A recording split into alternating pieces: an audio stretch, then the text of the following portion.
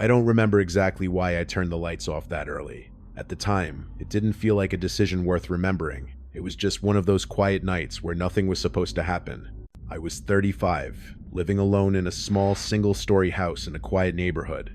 I'd lived there long enough to know the sounds of the street, the timing of the neighbors, the way the house settled at night. Nothing about that evening felt different when it started. I came home around 8, later than usual, tired but not stressed. I locked the door like I always did, dropped my bag by the kitchen counter, and reheated leftovers. I didn't turn on all the lights, just the one above the sink. Outside, the street was already dark. Most of the houses had their lights off, which wasn't unusual on a weeknight. I remember thinking how calm everything felt, almost empty. By a little after 9, I was done eating. I rinsed my plate and stood there for a moment, listening. No cars passing, no voices, just the faint hum of the refrigerator. I turned off the kitchen light and walked into the living room, leaving only a small lamp on near the couch. Even then, the room felt brighter than I wanted. I don't know why, but I reached over and turned that lamp off too. The house went quiet and dark in a way that felt intentional. I sat down on the couch, my phone lighting my face, telling myself I liked it that way. Less stimulation, less noise. I wasn't trying to hide. I wasn't scared. I just didn't want light.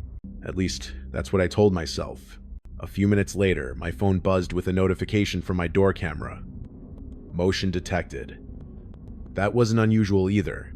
The camera picked up passing cars sometimes, or shadows from branches. I opened the app casually, expecting to see nothing. The porch looked empty. The light cast the same small circle it always did. I almost closed the app, but something about the image made me pause. The shadows looked heavier, like the light wasn't reaching as far as it normally did. I leaned closer to the screen, trying to tell myself it was just the angle. At the very edge of the frame, there was something darker than the rest. Not moving, not clear enough to identify. It could have been nothing. It probably was nothing. I closed the app and told myself to stop staring at screens in the dark. A couple of minutes passed. Then my phone buzzed again. Same alert. Motion detected. This time, I felt a small knot form in my stomach before I even opened it. The image loaded slowly. The porch was still empty, but the dark shape was closer now. Still just outside the light. Still not moving. I couldn't see a face. I couldn't even be sure it was a person. But it was tall. Too tall to be a bush. Too narrow to be a shadow from the house. I set my phone down and stood up, suddenly aware of how quiet the house was. I walked to the front door and checked the lock. Locked. Deadbolt secure. I checked the back door. Same.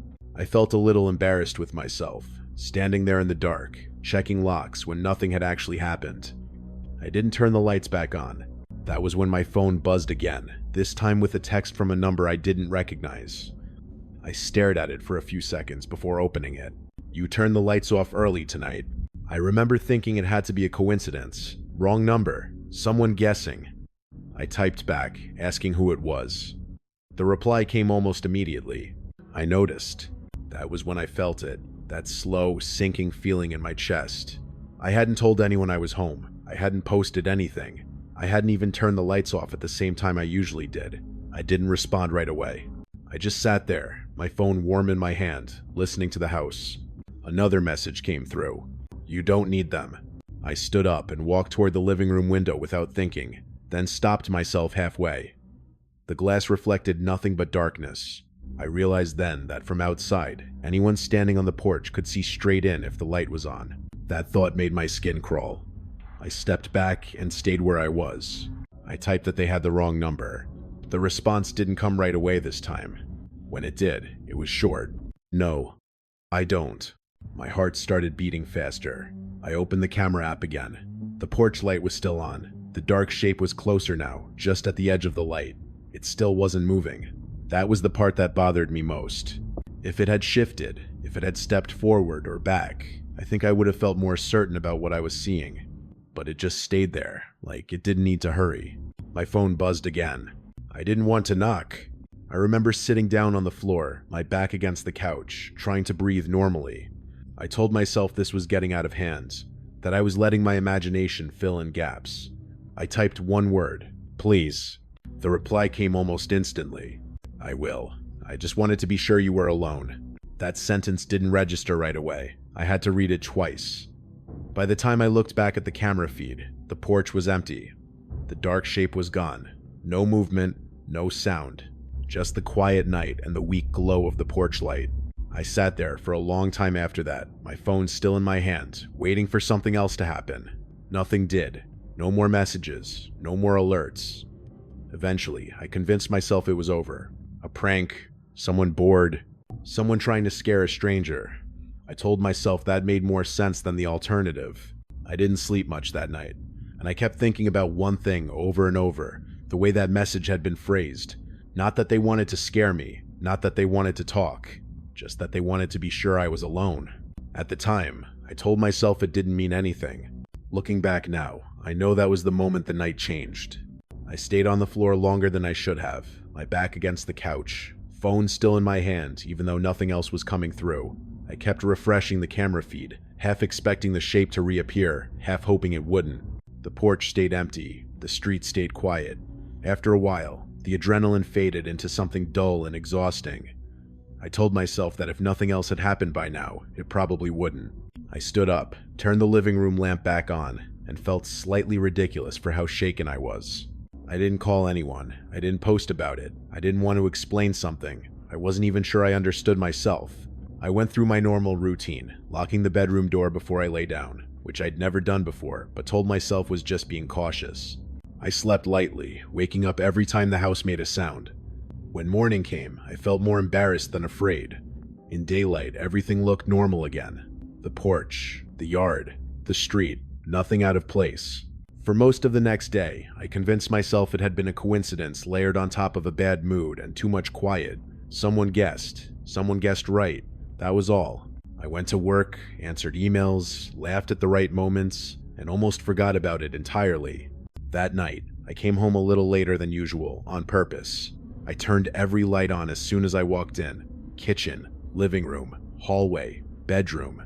I wanted the house to feel occupied, even though it was just me. I made dinner, ate slowly, and left the TV on louder than I normally would. I checked my phone constantly, half expecting another message. None came. By 10, I started to relax. I told myself I'd overreacted the night before, and promised myself I wouldn't let it happen again. At around 10:30, I turned off the TV and started getting ready for bed. I left the hallway light on this time. I remember thinking how different the house felt when it was lit, how harmless it seemed. That was when my phone buzzed. Unknown number. You're keeping them on tonight. My stomach dropped. I stared at the screen, my mind going blank. I hadn't told anyone. I hadn't posted anything. I typed back, asking them to stop. The reply didn't come right away. When it did, it was calm. I didn't say you couldn't. I felt my chest tighten. I checked the camera feed again. The porch was empty. The yard was empty. The street looked exactly the same as it had the night before. I told myself they couldn't actually see inside. They were guessing again. They had to be. Another message came through. You don't sleep with the door locked normally. That was when the fear really set in. I hadn't mentioned that to anyone. I hadn't unlocked it yet. I was still standing in the hallway, phone in my hand, staring at the bedroom door. I locked it immediately, my hands shaking enough that I fumbled with the handle. I didn't reply. I sat on the bed and tried to slow my breathing. I told myself that whoever this was, they were trying to get a reaction. If I didn't give them one, they'd get bored. I turned my phone face down on the nightstand and lay back, staring at the ceiling. I must have drifted off at some point, because the next thing I remember was waking up suddenly, my heart racing for no clear reason. The room was quiet. The hallway light was still on. I reached for my phone and checked the time. Just after midnight. That was when I heard it.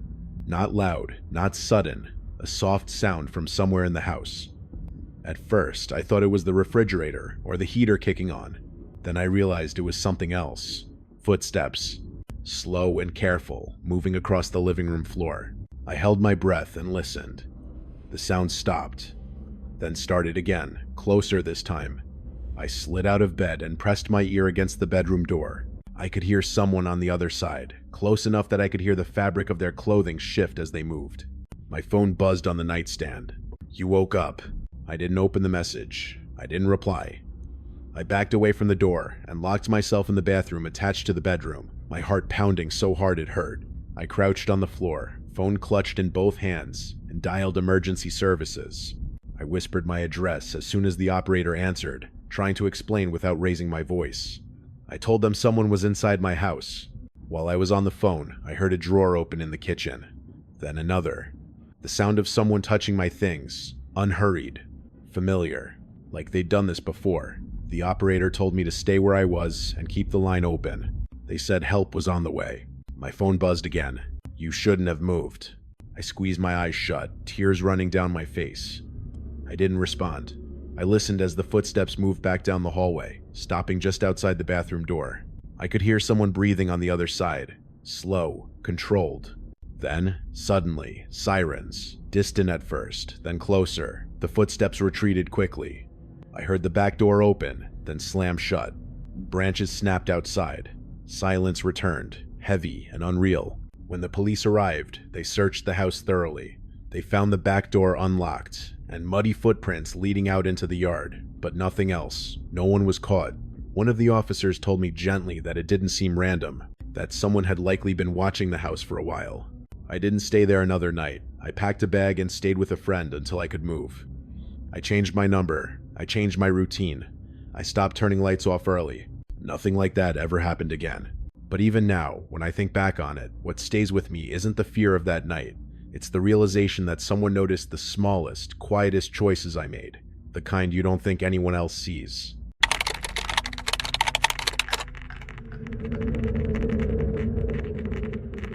I didn't think much of the gate at first.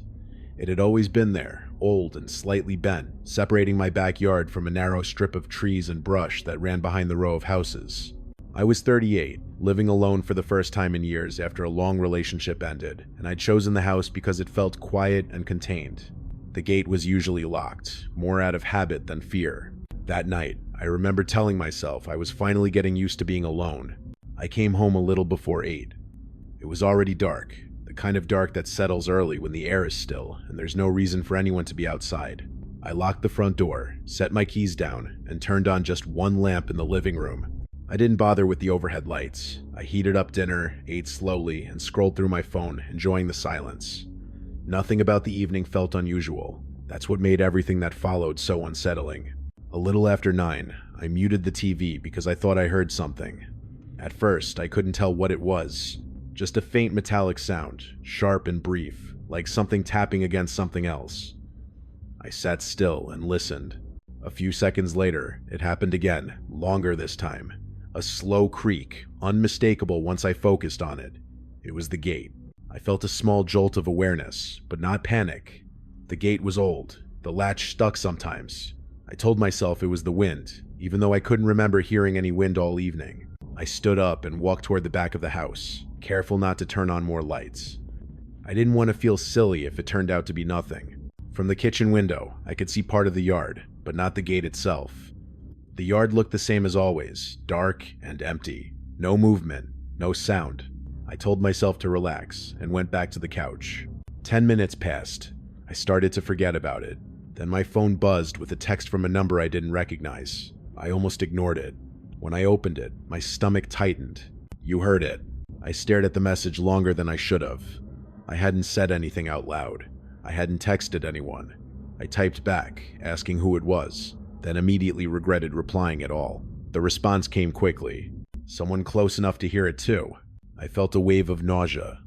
I told myself it could still be a coincidence, someone guessing, someone trying to scare a random number. I typed that they had the wrong person. There was a pause, just long enough to make my chest feel tight. No, you went to the window. That was when the quiet of the house felt different, heavier. I stood up and locked the back door, even though I knew it already was. I checked the front door again, locked. Everything was secure. I didn't know what to do with my hands, so I just held my phone and stood there, listening. The gate creaked again. This time, there was no mistaking it. The sound was louder, followed by the soft crunch of leaves being disturbed. I felt my heart start to race. My phone buzzed again. It sticks sometimes. I whispered for them to stop, even though no one could hear me. I typed that they needed to leave me alone. The reply didn't come immediately. When it did, it felt deliberate. I'm not inside. That sentence stayed with me. I didn't know why, but it made everything feel worse. I moved down the hallway and locked my bedroom door, something I had never done before. I sat on the bed, my phone warm in my hand, listening to the sounds of the house. Every small noise felt amplified. Another message came through. You should stay there. I hadn't told them where I was. I hadn't made any sound. My chest tightened painfully. I dialed emergency services with shaking fingers and whispered my address when the operator answered. I told them someone was outside my house and had been texting me. They asked if I could see anyone. I said no. They asked if I heard anything now. I said I wasn't sure. While I was on the phone, the sound came again. Not the gate this time. A soft knock.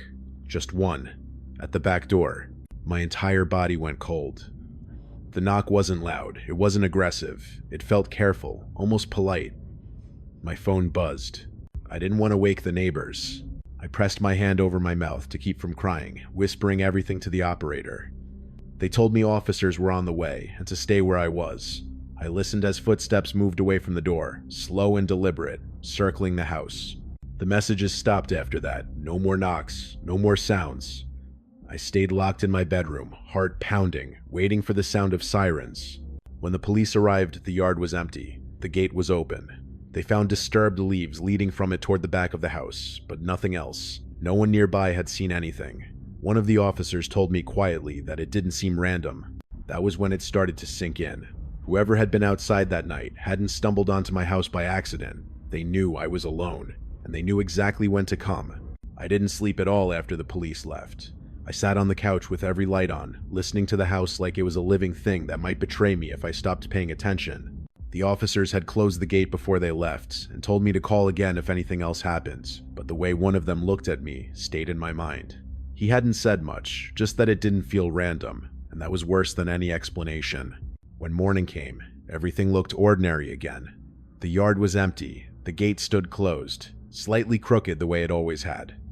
In daylight, it was easier to tell myself I'd overreacted, that maybe the sounds and messages were connected to something harmless, someone messing around, someone who would move on. I tried to believe that because the alternative was too heavy to sit with.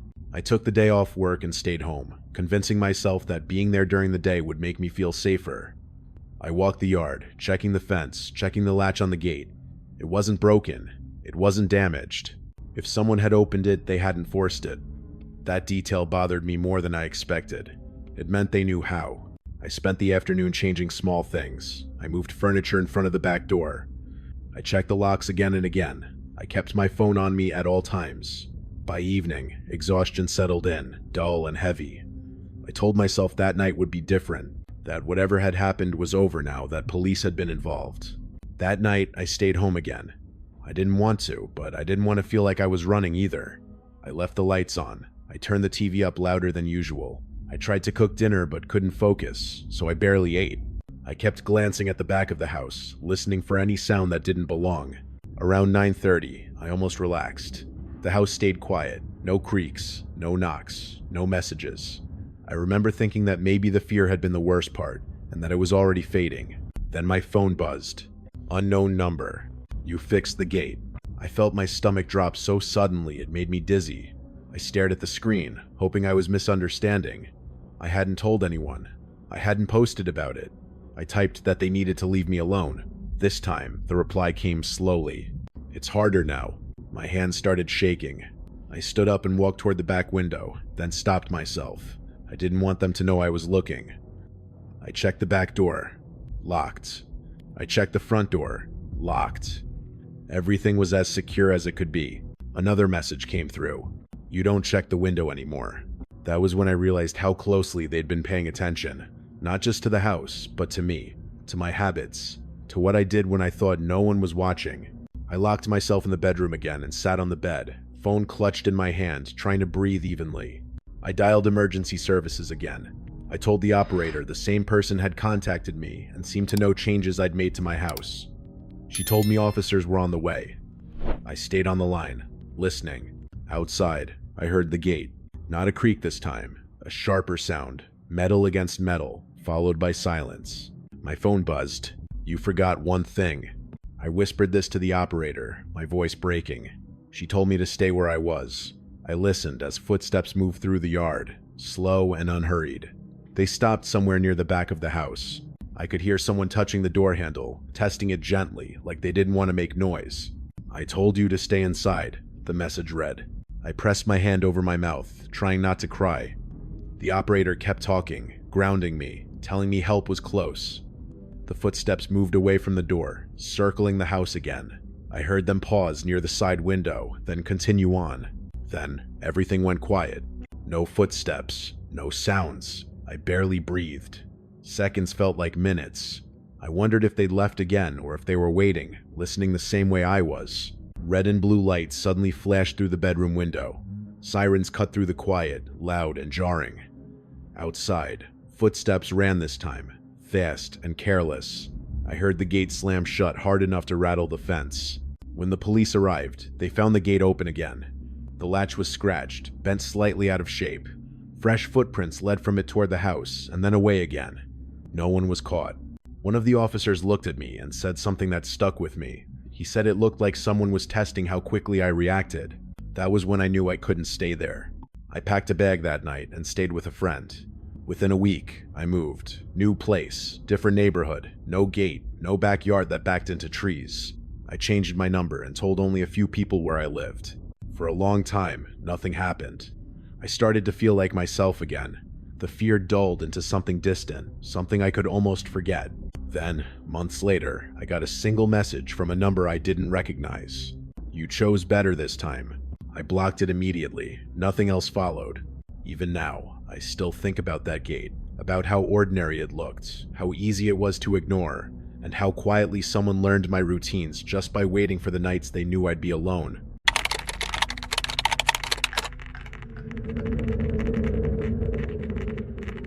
I noticed the car because it stayed longer than it should have. At first, it didn't register as anything important. It was just another dark sedan parked along the curb across from my house when I got home a little after 9. I was 34 at the time, living alone in a quiet residential area where people usually parked in their own driveways. Guests came and went, but cars rarely sat unmoving for long. That night, I didn't think about it much, beyond a quick glance before I went inside. I locked the door behind me out of habit, dropped my bag by the stairs, and turned on one lamp in the living room. I left the rest of the house dark. I liked it that way. It made the space feel smaller, easier to manage. Outside, the street was quiet. No music, no voices, just the low hum of the world settling down for the night. I heated up food, ate slowly, and scrolled on my phone. Around 10, I stood up to throw my plate away and caught sight of the car again through the window. It was still there. Same position, same angle, headlights off, engine not running. I remember pausing, fork still in my hand, trying to decide if that was unusual or if I was just bored enough to notice things I normally wouldn't. I told myself not to overthink it. By 10:30, I turned off the TV and was getting ready for bed. I left the lamp on in the living room and the hallway light on as well. I remember feeling oddly exposed, like the house was too visible from the outside, so I turned the living room lamp off and left only the hallway light. That felt better, more contained. A few minutes later, my phone buzzed with a text from a number I didn't recognize. I almost ignored it. When I opened it, my stomach tightened. "You got home later tonight."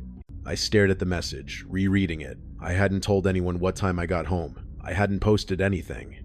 I typed back, asking who it was, then immediately regretted engaging at all. The reply came almost instantly. Someone who noticed. I felt that familiar, sinking feeling in my chest.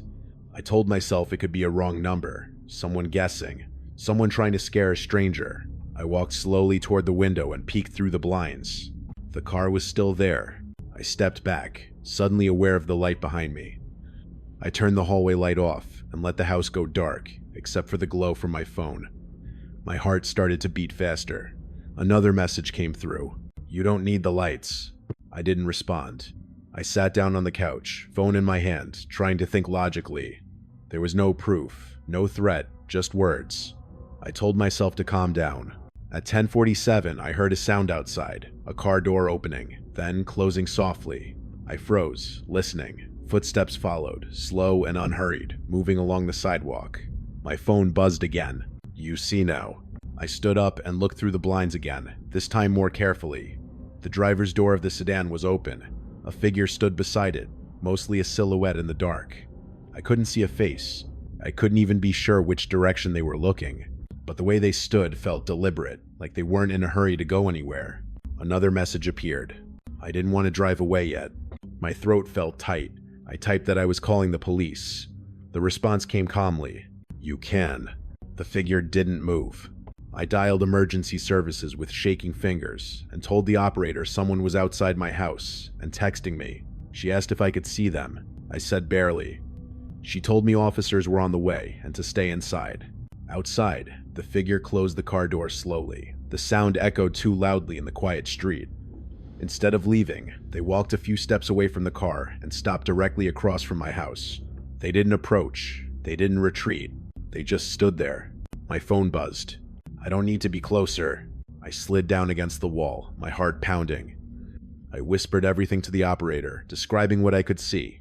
She kept me talking, asking me to breathe, telling me help was coming. Minutes passed. The figure didn't move. Then, finally, they turned and walked back to the car.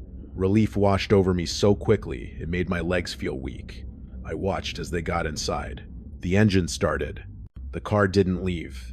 It stayed parked, engine running, headlights still off. My phone buzzed one more time. Not tonight. I stared at the screen, my mind racing. Before I could respond, the car finally pulled away, disappearing down the street without turning its lights on until the last moment. The police arrived shortly after. They searched the area, but found nothing. No car. No one matching the description. One of the officers asked if I recognized the number. I didn't. Another told me to keep my doors locked and call again if anything else happened. That night, I slept with every light on. In the days that followed, I tried to convince myself it was over. A coincidence. Someone passing through. Someone who wouldn't come back. But deep down, I couldn't shake one thought. They hadn't stayed because they were undecided. They stayed because they were waiting. And whatever they were waiting for hadn't happened yet. I didn't sleep much after that. I kept the lights on until morning and jumped at every sound the house made. When daylight finally came, the street looked harmless again. No sedan, no footprints. No sign that anything unusual had happened. In the morning light, it was easy to tell myself I'd let my imagination spiral. Someone noticed my car. Someone guessed. Someone sent messages and left. That explanation almost worked, at least enough for me to get through the day. I took the day off work and stayed home, convincing myself that being there during daylight would make me feel safer. I watched the street from time to time, expecting the sedan to reappear. It didn't. Neighbors came and went. Kids rode bikes. Everything felt normal again. By evening, I started to believe the night before had been a one-off, something strange, but over. That night, I tried to do things differently. I parked in my garage instead of the driveway. I closed all the blinds before it got dark. I left more lights on than usual. I wanted the house to feel occupied, even if it was just me. I told myself I wouldn't let fear dictate how I lived. Around 10, I was sitting on the couch when my phone buzzed. Unknown number. My heart sank before I even opened it. "You parked inside tonight." I stared at the screen, my hands cold. I hadn't told anyone. I hadn't posted anything. I typed back, telling them to stop. The reply came slowly this time, like it was being considered. "I told you, not that night." I felt sick. I checked the front door. Locked. The back door. Locked. Everything was secure. I locked my bedroom door too, even though I hadn't planned to go to bed yet. I sat on the bed and tried to breathe evenly, telling myself that texts were just texts. Words couldn't hurt me. Another message came through. "You sleep with the hallway light on now." I turned it off immediately, then hated myself for reacting. My phone buzzed again. "That's better." I called emergency services again, my voice steadier than I felt. I told the operator the same person was contacting me and seemed to know my routine. She told me officers were on the way and to stay inside. Outside, I heard a car pull up. I froze. Slowly, I moved to the bedroom window and peeked through the curtain just enough to see. The dark sedan was parked across the street again, headlights off, engine running. My phone buzzed. I didn't want to rush. I backed away from the window and sat on the floor, my knees pulled to my chest. The operator stayed on the line, asking me to describe what I could hear. The engine shut off. A door opened. Closed. Footsteps on pavement, slow and deliberate. Another message appeared. "You should stay where you are." I pressed my hand over my mouth to keep from crying. The footsteps stopped somewhere across the street. I imagined them standing there, watching my darkened windows, waiting. The operator told me officers were very close. Then the footsteps started again, this time crossing the street. I listened as they reached my driveway. Gravel crunched underfoot. They stopped. I held my breath. My phone buzzed. I like when it's quiet like this. The footsteps moved closer. I heard them near the front door. Not knocking. Not trying the handle. Just standing there, listening. My heart pounded so hard I thought I might pass out. Red and blue lights suddenly flashed through the cracks in the curtains. Sirens cut through the silence. Outside, footsteps ran, fast and careless now. I heard the car door slam and the engine roar to life. The sedan sped away. When the police arrived, they searched the area again. They found fresh tire marks near the curb and footprints on my driveway that led back toward the street. No one was caught. One officer looked at me and said quietly that it seemed like someone was watching my patterns. I didn't stay there much longer. I packed a bag and stayed with a friend for a few nights. Within a week, I moved. Different part of the city. Underground parking, security desk, cameras everywhere. I changed my number and didn't share my new address with anyone except close family. For a while, nothing happened. I started to relax. The fear faded into something manageable. I told myself it was finally over. Months later, as I was leaving work one evening, my phone buzzed. Unknown number. You don't live there anymore. My hands trembled as I stared at the screen. Another message followed. That was smart. I blocked the number and never heard from it again. Even now, years later, I still notice parked cars. I still pay attention to how long they stay. I still feel my stomach tighten when an engine keeps running with the lights off. Because the most terrifying part wasn't that someone came to my house. It was knowing they were patient enough to wait for the night they decided not to leave.